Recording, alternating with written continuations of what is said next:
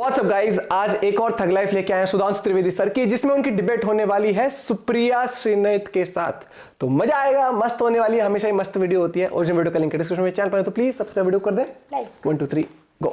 अच्छी तरह सुनिए, धमाका है ये, धमाका है ये। ओके। प्रधानमंत्री ने एक बहुत अच्छी बात कही। प्रधानमंत्री ने इस बार 75 साल आजादी के मनाते हुए कहा कि एक विकृति आ गई है हमारे अंदर, हम महिलाओं के लिए बड़े गंदे शब्दों का प्रयोग करने लगा है, ऐसा नहीं होना चाहिए। तो प्रधानमंत्री ने जिन शब्दों का प्रयोग किया है, एक वैधव्य झेलती हुई औरत को कांग्रेस की विधवा कहा है।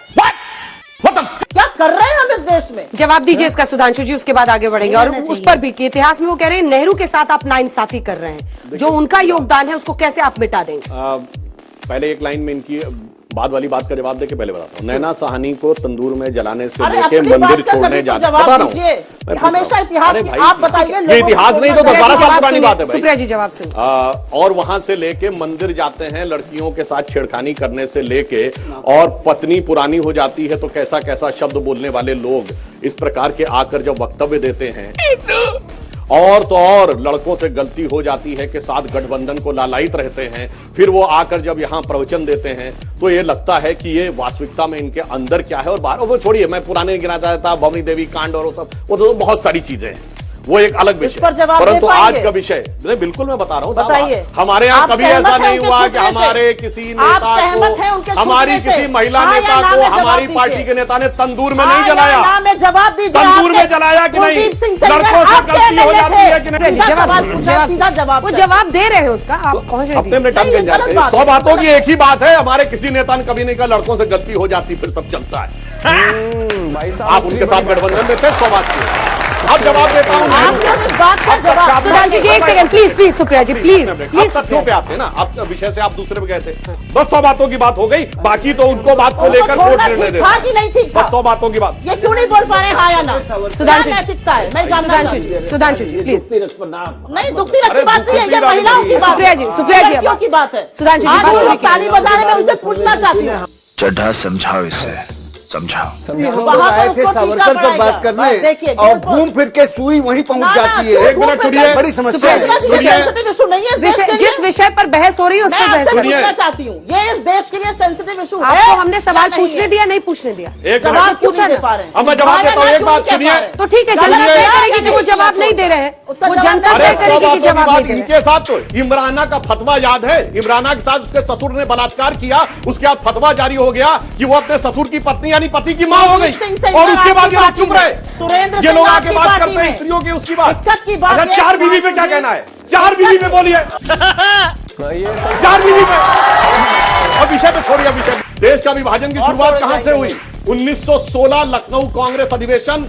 मुस्लिम लीग और कांग्रेस में लिखित समझौता होता है कि देश के कुछ इलाके होंगे जहां से सिर्फ मुस्लिम ही चुन के जाएगा, और वही इलाके बाद में जाकर पाकिस्तान बने 1947 में। 1916 के बाद जब जिन्ना की हिम्मत और बढ़ी तो उसने कहा कि मैं महात्मा गांधी को महात्मा नहीं बोलूंगा, चूंकि यह हिंदू उपाधि है। इसलिए आप याद करिए, आपने हर फिल्म में देखा होगा तो वो गांधी जी को कभी महात्मा गांधी या बापू नहीं बोलता, हमेशा मिस्टर गांधी बोलता है। उसके बाद उसकी हिम्मत और बढ़ी। 1925 में उसने कहा कि अब मैं वंदे मातरम नहीं बोलूंगा, क्योंकि हिंदू प्रेयर नजर आती। आरएसएस 1925 से बना और 1916 में विभाजन की नींव आपके लिखित समझौते से बनी। आप क्रोनोलॉजी समझ लीजिए। नेहरू स्वतंत्र भारत के प्रथम प्रधानमंत्री थे, यह तथ्य गलत है। नेहरू परतंत्र भारत के पहले प्रधानमंत्री थे। 2 सितंबर 1946 कैबिनेट मिशन प्लान के तहत अंग्रेजों ने प्रधानमंत्री। आपको जवाब दिया जाएगा। स्वतंत्र भारत के प्रधानमंत्री थे पहले सुभाष चंद्र बोस। किताबें बदल दीजिए फिर सुधांशु जी, किताबें बदल दीजिए देश की। हम लोगों ने क्या पढ़ा है? मैं गलत बोल रहा हूँ क्या? 2 सितंबर 1946 को कैबिनेट मिशन प्लान के तहत किताबों में क्या लिखा है? बच्चों को फिर क्यों गलत पढ़ा रहे हैं? अगर किताब में झूठ पढ़ाया गया है तो ये बात कोई भी जाके चेक कर सकता है। सुप्रिया जी आप जवाब दे दीजिए इसका। उसके अरे भाई, आप इतने फैक्ट को डिनाई करेंगी? कैबिनेट मिशन की सरकार 1946 में बन गई थी और इतना ही नहीं। अरे भाई, सेंटेंस तो पूरा होने दीजिए, जनता देख रही है। अच्छा ये बताइए, 1946 में जब वो बने थे तो उनको शपथ किसने दिलाई थी? लॉर्ड माउंटबेटन ने। भारत का संविधान तो था नहीं, तो किसके प्रति निष्ठा की शपथ ली थी? ब्रिटिश क्राउन के प्रति निष्ठा की शपथ ली। लॉर्ड माउंटबेटन ने शपथ दिलाई, यूनियन जैक के नीचे खड़े होकर शपथ ली और अंग्रेजों से लड़ रहे थे। और आपको ये भी पता है, सुनिए, जो काला पानी भुगत रहा था, जो कोलू के बैल की तरह जो दिया गया, वो लड़ाई नहीं लड़ा था। जिसके वायसराय के परिवार से अत्यंत मधुर संबंध थे, हम सबको पता है ठीक है। पारिवारिक संबंध थे, वो लड़ाई लड़ रहे। मधुर बोला तो मधुर, समझ रहे हो? मैकडॉनल्ड्स कंपनी का नाम सुना, सब जगह दिखती है मैकडॉनल्ड्स कंपनी। इसको चालू किसने किया, क्या करता था वो, कोई बता सकता है मुझे? ढाबा चलाता था। आप मुझे हिंदुस्तान में वो ढाबा वाला दिखा दो जिसने कोका कोला कंपनी बनाई हुई। कोका कोला कंपनी का नाम सुना है आपने? यहां कोई व्यक्ति है जिसने कोका कोला कंपनी का नाम नहीं सुना हो? सबने सुना है। अब आप मुझे बताओ, कोका कोला कंपनी को किसने शुरू किया, कौन था ये, कोई जानता है? मैं आपको बताता हूं कौन था। कोका कोला कंपनी को शुरू करने वाला एक शिकंजी बेचने वाला व्यक्ति था। टोकले की औलाद, ये कौन सी फिल्म लाया है? देखिए, सबसे पहले तो मैं एक चीज कहना चाहता हूँ, ये इस हिंदुस्तान में कम से कम मुगलों को ग्लोरीफाई करना बंद करिए। ये इस देश के सेंटिमेंट का विषय भी है। आपको अगर किताब नहीं पढ़ी आपने, आपने पुष्मित्रा शुंग को भी ग्लोरीफाई करना बंद कर दीजिए। मैं नहीं चाहता है क्यों पुष्मित्रा शुंग को मानते हैं आप लोग? आप प्लीज बोलिएगा, अभी बाद में बोलिए। गजब बात तो है। अगर आपको नहीं पढ़ना आता तो मैं कुछ किताबें इतिहास की आपको दे दूंगा, और जिनको आप अपने महान राजा बता रहे हैं ना, उसी की मैं वही कह रहा हूँ आपको। मासिर आलमगीर की कॉपी तो मैं दूंगा, पढ़ना समझना उसको, उसके बाद कुछ और राइटर्स की किताबें भी दूंगा। इस देश में क्या किया उन लोगों ने, ये आप उनको प्लीज रोकेंगे कि क्या है? अशोक को भी महान यहाँ बताते हैं कपिल आप शर्मा का लोग कॉमेडी शो चल रहा है क्या?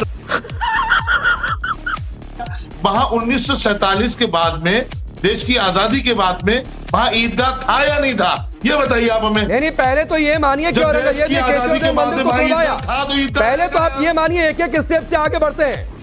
जो वो कह रहे हैं कि अभी तक तो कह रहे थे कि औरंगजेब ने साहब तोड़वाया नहीं, पहले से वहां पर मस्जिद थी। तो पहले ये मानिए कि औरंगजेब आया, इस बात से उस समय वहां पर शाही ईदगाह मस्जिद नहीं थी, बाद में बनी है, पहले ये मानिए। आप देखिए सबूतों की बात करेंगे तो पहले से ही हारे हुए हैं आप। एएसआई की रिपोर्ट ने बाबरी मस्जिद के दौर में ये सुप्रीम कोर्ट कह रहा है, मैं नहीं बोल रहा हूं। एएसआई की रिपोर्ट ने साबित ही कर पाया था कि यहाँ पर आगे निकल चुका है मंदिर तोड़ करके हजारी साहब, देश बाबरी से आगे निकल चुका है। नाइस। भाई डिबेट में पहले तो मैं कहूंगा, मुझे तो मजा आता है ये जब आपस में दो तीन पार्टी ऐसे भिड़ते हैं ना डिबेट में कि मेरा पॉइंट ठीक है, मेरे मजा आता है। मैं तो एंटरटेनमेंट वाइज लेता हूँ उस चीज को। लेकिन दूसरी बात ये है कि डिबेट में हम अब ऐसा कहते हैं सिकंजी वाले ने वो शुरू करा था, ढाबे वाले ने करा था, तो मतलब हम सबको आज हम क्या कहते हैं सबको कि पढ़ाई लिखाई मत करो, सब सिकंजी है, ढाबे वाली बनते रहो। सबसे पहले तो ये है ना कि हमें एजुकेशन अच्छी हासिल करनी है, तब जाके हम कोई एंटरप्रेन्योर, कोई बिजनेस स्टार्ट कर सकते हैं, कुछ भी कर सकते हैं। आज के टाइम पर अगर आप, मैं किसी बिजनेस को छोटा बड़ा नहीं कहता, लेकिन आप टू बी प्रिसाइज, अगर आज आप शिकंजी की दुकान खोलते हो, आपसे पहले आपके बिजनेस वाला आइडिया को कॉपी करके पैसे वाला आदमी उस बिजनेस को ऊपर, आपने एक स्टॉल लगाया छोटा सा, आपने लगा दिया, किसी को पता लगा कि भाई ये सही सामान बिकता है इसका लोकल मार्केट में, इसी चीज को ऊपर करता हूँ, बजट भी है। यूपी में जितने भी उन्हें वो पता होगा, जैन शिकंजी वो बहुत फेमस है, और पता नहीं कभी हम छोटे थे, हमसे भी पहले, कभी मम्मी की शायद तब से, लेकिन अब जैन शिकंजी के नाम से इतने ओरिजिनल अलग है नो डाउट, लेकिन उसी के नाम से ना इतने चला दिए। और पीने वाले थोड़ी देखेंगे कि जैन शिकंजी ओरिजिनल है, नकली है, पी के अपना चल दिया आदमी 10-20 रुपए 50 रुपए खर्च कर। मैं सही बताऊं, मुझे कोक, पेप्सी, थम्स अप फिर भी स्ट्रांग होती है। कोक पेप्सी में आज तक मुझे कुछ डिफरेंस मतलब समझ नहीं आया टेस्ट वाइज भी। आपकी फेवरेट क्या, पेप्सी कोका? देखो ये डिबेट थी और कहाँ की बात कहाँ पहुंच गई। लेकिन मुझे फिर भी ये लगता है भैया कि पढ़ोगे लिखोगे तभी कुछ करोगे, और पढ़ोगे लिखोगे तो आपको इंटरनेट चलाने भी अच्छे से आ जाएगा, यूट्यूब हो गया, न्यूज पढ़नी आ जाएगी, जिससे आपको पता लगेगा कि आज के टाइम पर क्या चीजें चल रही हैं, किस टाइप के बिजनेसेस लोग कर रहे हैं, तो वो चीज फर्क पड़ती है। वहीं पर ही आपने सोचा कि बचपन से ही एक ठेला लगा लूंगा, वो दुकान पे सामान बेच लूंगा, फिर उसको बिजनेस को ग्रो करूंगा, ऐसे ग्रो थोड़ी होता है यार। अब वो टाइम चला गया, अब लोग बैठे हैं बिजनेसेस को खाने के लिए कि भैया किसका बिजनेस छोटा सा भी लग रहा है हिट होने वाला है, मेरे पास तो है पैसों। आइडिया उसका था, साले का आइडिया कॉपी करा और अपना आइडिया बना दिया, ऐसा करते हैं लोग अब। तो इसलिए जागरूक बनो, सतर्क बनो, ताकि आप में ये भी नॉलेज आए कि अगर आपने कोई बिजनेस शुरू किया तो आप उसको पेटेंट कराओगे। अपने आपका कोई ब्रांड आपने मान लिया कि कुछ भी आपने नाम रख दिया दुकान का, भाई कोई और देखेगा आपकी दुकान तो हिट है, लेकिन आपने कहीं पेटेंट नहीं कराया, वो आपकी दुकान का नाम यूज करके बड़े लेवल पे बना के मार्केट करके चल जाएगा। आप करते रहो कोर्ट केस, उससे कुछ नहीं होगा, क्योंकि आपने कहीं उसको रिकॉर्ड नहीं करवाया।